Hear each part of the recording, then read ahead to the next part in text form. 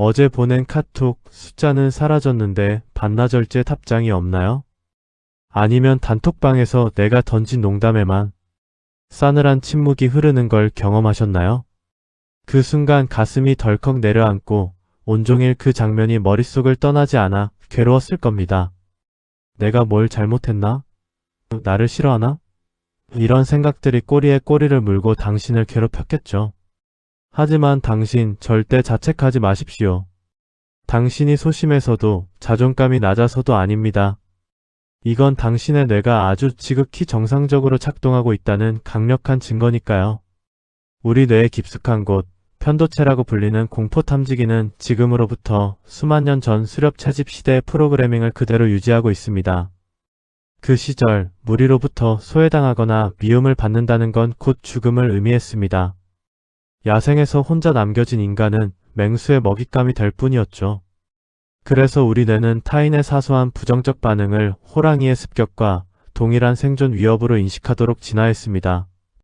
실제로 UCLA의 심리학자 나오미 아이젠버거의 연구에 따르면 우리가 사회적 거절을 당할 때 활성화되는 뇌 부위는 신체적 통증을 느낄 때 반응하는 전측 대상회와 정확히 일치합니다. 즉, 당신이 느끼는 그 마음의 상처는 뇌 입장에서는 칼의 베인 상처와 똑같은 실제 고통이라는 겁니다. 당신의 뇌는 지금 단지 당신을 살리기 위해 최신 업데이트가 안 된 고장난 보안 시스템을 미친 듯이 돌리고 있을 뿐입니다. 호감을 얻고 싶어하는 욕구는 사치가 아니라 숨쉬고 싶은 욕구만큼이나 절박한 본능입니다. 이제 우리는 이 고물 보안 시스템을 해킹할 겁니다. 호감은 타고난 매력이 아니라 뇌의 빈틈을 파고드는 정교한 설계의 영역이기 때문입니다. 상대가 당신을 거부할 수 없게 만드는 뇌과학적 트릭, 그 첫 번째 단추를 지금 끼워보겠습니다. 그런데 진짜 소름 돋는 건 완벽해 보이는 모습이 오히려 당신의 호감도를 깎아먹고 있다는 사실입니다. 지금부터 그 잔인한 진실을 공개합니다. 여러분, 상상해 보십시오. 여기 2명의 남자가 있습니다. 첫 번째 남자는 소위 말하는 엄친아입니다.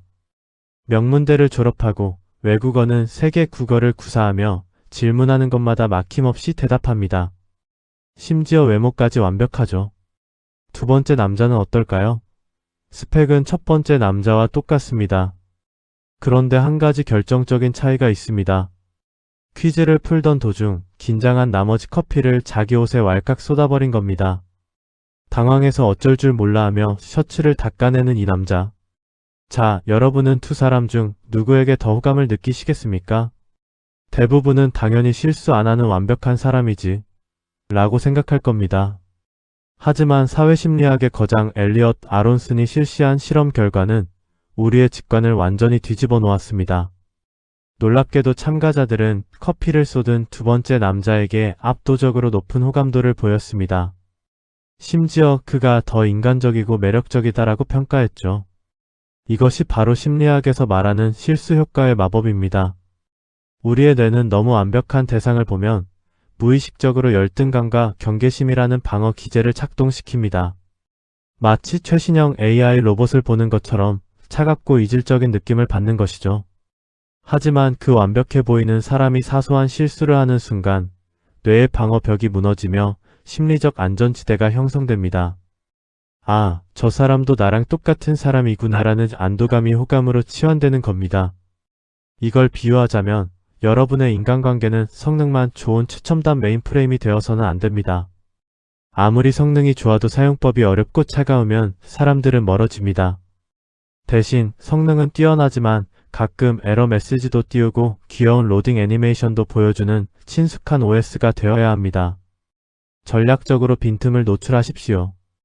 누군가에게 잘 보이고 싶을 때 당신의 완벽한 이력서를 읊는 대신 어제 했던 바보 같은 실수 하나를 먼저 고백해 보십시오. 당신의 약점은 상대방에게 나도 당신 앞에서 편안해져도 된다는 강력한 허가증이 됩니다.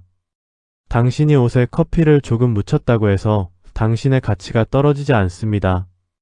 오히려 그 커피 자국이 상대방의 마음으로 들어가는 비밀 통로가 될 것입니다. 하지만 여기서 주의할 점이 있습니다. 아무 실수나 한다고 호감이 생기는 건 절대 아닙니다.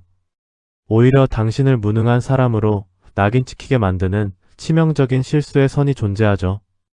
그 아슬아슬한 경계선을 타는 법, 그리고 3초 만에 상대의 무의식을 장악하는 기술을 지금 바로 공개합니다.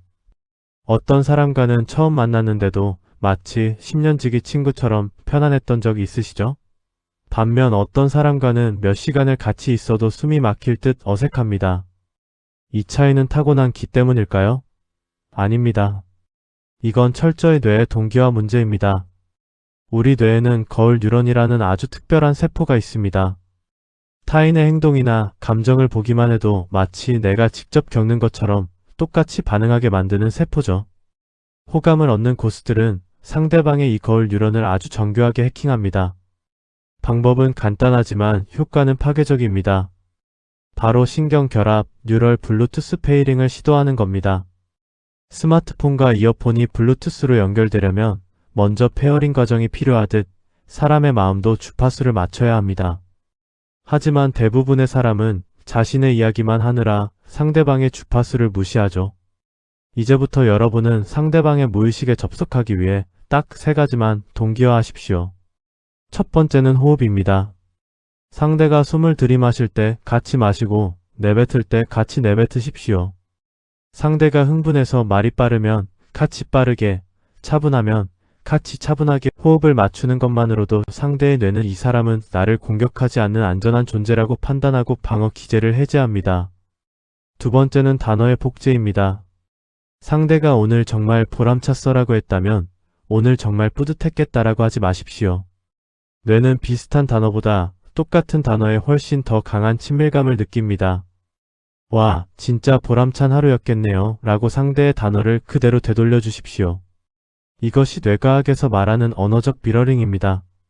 마지막은 에너지 레벨의 일치입니다. 상대는 텐션이 낮은데 혼자서 과하게 밝은 척하는 것은 최악의 악수입니다. 상대의 현재 감정 상태라는 와이파이 신호에 여러분의 단말기를 맞추십시오. 이 기술들이 무서운 이유는 상대방은 자신이 왜 당신을 좋아하는지 전혀 모른다는 점에 있습니다. 그저 본능적으로 이 사람과는 왠지 말이 잘 통해 이 사람 앞에서는 내가 나다워지는 것 같아라고 느끼게 됩니다. 여러분은 그저 상대의 뇌가 보내는 신호를 거울처럼 비춰줬을 뿐인데 말이죠. 자, 이제 상대방의 마음 문을 열고 안방까지 들어가는 법을 배웠습니다. 하지만 이건 시작일 뿐입니다. 진짜 고수는 상대가 나를 좋아하게 만드는 것을 넘어 상대가 나에게 헌신하게 만듭니다. 상대방이 당신을 위해 돈과 시간을 쓰게 만들고 그 과정에서 당신을 더 열렬히 사랑하게 만드는 기괴한 뇌회로의 모순. 이 역설적인 심리 법칙은 지금 바로 시작됩니다.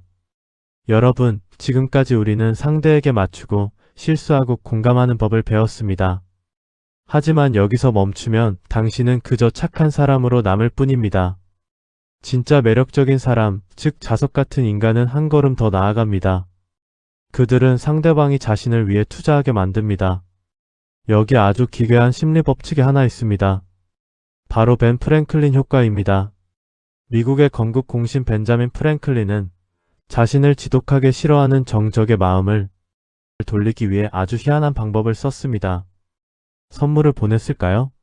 아니면 사과를 했을까요? 아닙니다. 그는 오히려 정적에게 이렇게 부탁했습니다. 당신이 가진 희귀한 책 한 권만 빌려주실 수 있겠습니까? 책을 빌려준 정적은 어떻게 됐을까요? 놀랍게도 그날 이후 두 사람은 평생의 절친한 친구가 되었습니다. 나를 싫어하는 사람에게 도움을 요청했는데 왜 그 사람이 나를 좋아하게 된 걸까요?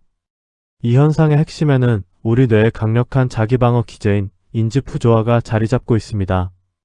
정적의 뇌는 엄청난 혼란에 빠졌을 겁니다. 나는 프랭클린을 싫어해. 그런데 나는 지금 그에게 소중한 책을 빌려주고 도와주고 있네? 이 두 사실은 서로 충돌합니다. 뇌는 이 불편한 상태를 견디지 못합니다. 그래서 시스템의 오류를 해결하기 위해 데이터를 조작하기 시작합니다. 내가 싫어하는 사람을 도와줄 리가 없잖아? 아, 생각해보니 내가 사실은 프랭클린을 꽤 괜찮은 사람이라고 생각하고 있었나 보네. 즉, 뇌가 자신의 행동에 맞춰 마음을 강제로 바꿔버린 겁니다. 이걸 여러분의 인간관계에 대입해 보십시오. 많은 사람이 호감을 얻으려 할 때 헌신적인 서비스 센터가 되려고 노력합니다. 상대의 비위를 맞추고 부탁을 다 들어주며 자신을 소모하죠. 하지만 이건 최악의 전략입니다. 투자가 없는 대상에 대해 뇌는 가치를 느끼지 못하기 때문입니다. 비유하자면 여러분은 상대방의 인생이라는 게임에서 가장 공들여 키운 캐릭터가 되어야 합니다. 상대방이 당신을 위해 고민하고 시간을 쓰고 작은 도움이라도 주게 만드십시오. 아주 사소한 것도 좋습니다. 커피 한 잔만 사다 줄 수 있어?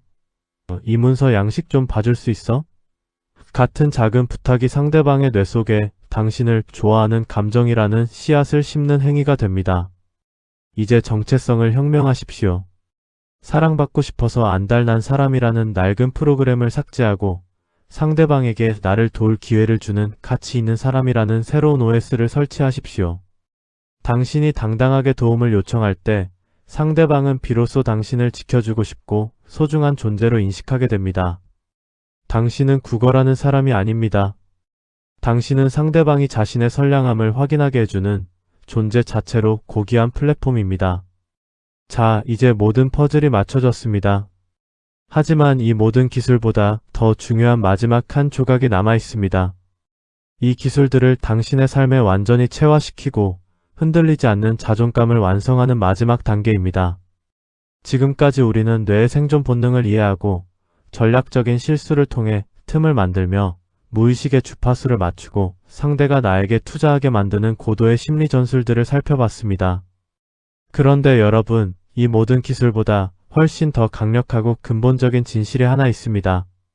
그것은 바로 당신이 이미 충분히 매력적인 사람이라는 사실입니다. 심리학에는 투사라는 개념이 있습니다. 내가 나를 어떻게 대하느냐에 따라 타인이 나를 대하는 방식이 결정된다는 원리죠. 아무리 화려한 기술을 써도 정작 당신 스스로가 나는 사랑받을 자격이 없어라고 생각한다면 당신의 뇌는 끊임없이 불안한 신호를 내보낼 것이고 상대방의 뇌는 그 불안을 즉각적으로 감지해낼 겁니다. 반대로 당신이 오늘 배운 기술들을 통해 타인과 연결되는 즐거움을 맛보고 나도 충분히 사랑받을 수 있는 존재구나라는 확신을 갖게 된다면 그때부터는 굳이 애쓰지 않아도 사람들은 당신의 곁으로 모여들게 될 겁니다. 기술은 단지 당신 안에 숨겨진 본연의 빛을 세상이 더 빨리 발견하게 도와주는 가속 페달일 뿐입니다. 관계 때문에 밤잠을 설쳤던 지난날의 당신을 이제는 따뜻하게 안아주십시오. 당신의 뇌가 당신을 지키기 위해 고군분투했다는 것을 이해하고 이제는 그 에너지를 당신을 사랑하는 데 사용하십시오. 당신이 당신 자신의 가장 좋은 친구가 될 때 세상 모두가 당신의 친구가 되고 싶어 할 것입니다. 오늘 이 영상이 여러분의 캄캄했던 인간관계의 작은 등불이 되었다면 구독과 좋아요로 응원해 주십시오. 여러분의 이 작은 행동은 단순히 채널을 키우는 것을 넘어 관계의 통증으로 괴로워하는 또 다른 누군가에게 이 치유의 메시지가 닿게 하는 선한 영향력이 됩니다. 우리는 모두 연결되어 있고 당신은 그 연결 속에서 가장 빛나는 존재입니다. 당신의 내일은 오늘보다 더 따뜻하고 다정한 사람들로 가득할 것입니다. 지금까지 너와 나의 심리학이었습니다. 당신의 오늘을 진심으로 응원합니다.